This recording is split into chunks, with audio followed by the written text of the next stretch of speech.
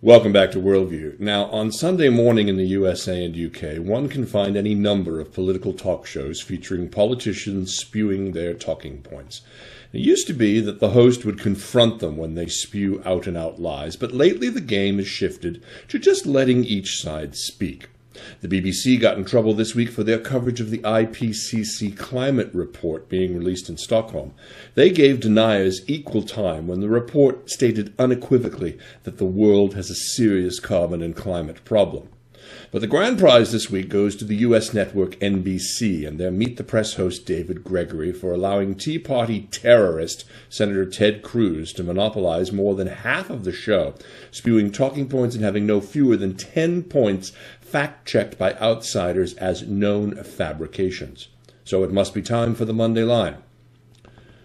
Shutdown Day. Blame David Gregory, Meet the Press, and the mainstream media.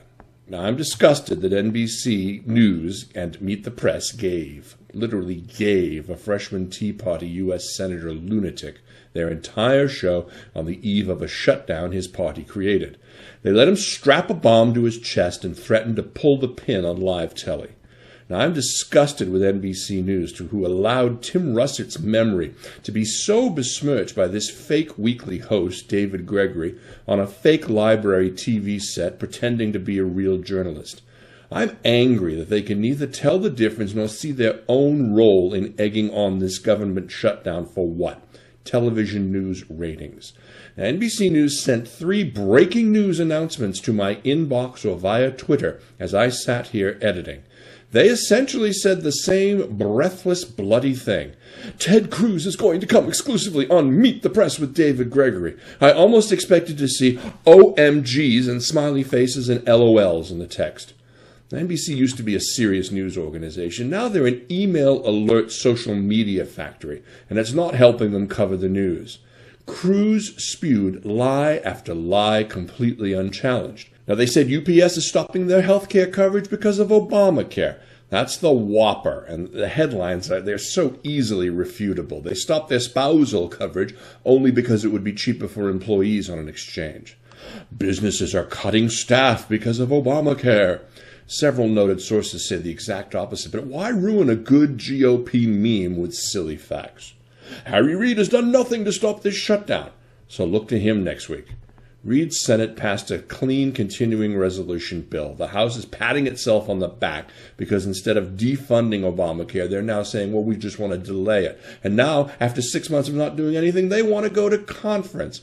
The Senate's not going to pass this, nor will the president sign any of this nonsense. At the end of the day, there's no way to spin shutting down the government because you object to poor people getting health care. Now, all of this was spewed with neither a shred of shame nor the host David Gregory doing anything to challenge him. Instead, he helped by throwing big, huge softballs over the plate for Ted Cruz to hit out of the park with even bigger lies. Well, shame on NBC, shame on David Gregory, shame on us all for allowing this travesty. NBC needs to fire David Gregory and Chuck Todd and replace these talking head tools with real journalists willing to ask hard questions. That means they have to stop pandering to the politicians they cover. They have to stop giving them clearance over the questions to be asked. They have to stop killing parts of a story they don't like in exchange for access. We're journalists. We're not running for prom queen. At the end of the day, we need the story. We want it reported right. I want to be able to look at myself in the mirror the next day and at my kids, safe in the knowledge that I did my best and got answers versus spin. Whatever happened to those ideals? The IPCC issued its devastating report Saturday in Sweden. Where was the media coverage of that growing disaster? Every NBC clip online had Shell bragging in a commercial about their alternative gas drilling for oil. They showed loving families and warm, toasty little houses. Not a word about the chemical spills and carbon costs of fracking. Instead, a clown car freshman senator who has angered his colleagues set himself ablaze and the party along with it. And they got the full show almost to bloviate about why he's right and everyone else is wrong. Did anyone even know there was an earthquake last weekend in Pakistan that killed dozens? A bomb blast there too? Were you aware of the thumb-sized wasps killing several villages in China?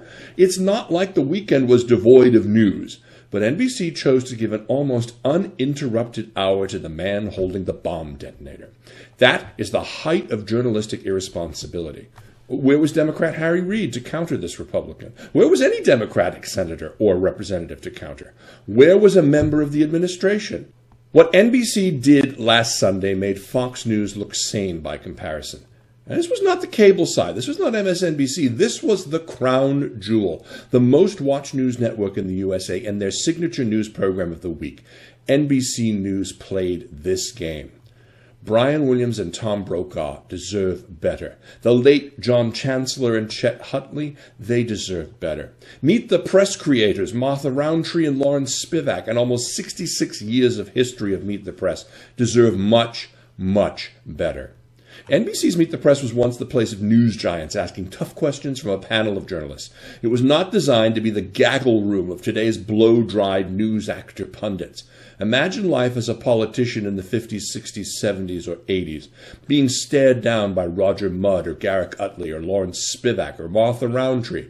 Do you think they would have allowed the crap Cruz pulled on Sunday?